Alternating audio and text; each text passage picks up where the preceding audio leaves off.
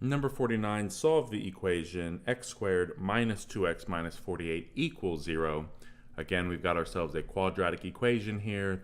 Fortunately, it's in standard form already, meaning it's set equal to 0, so we can jump right in. We're going to factor the left-hand side, so we have to ask ourselves, is there a GCF? But in this case, there isn't one, so we can move on to question number 2. How many terms are there?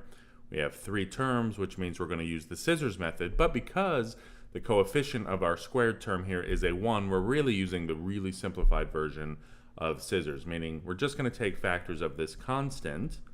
So we have 48, and well, 1 times 48 will give us 48, 2 times what, 24, 3 times 16, 4 times 12, 5 doesn't work, 6 times 8, and I think that might be it. So now, looking at all of these factors, can we get to a -2 somehow using subtraction?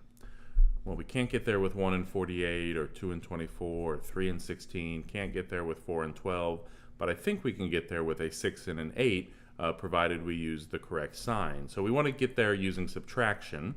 So if we let this 6 be positive and the 8 be negative, I think we can get there.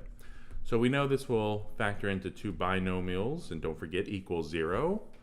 Our x squared factors into x and x, and now we can pop in that plus 6, this minus 8, and we are going to set each factor independently equal to 0.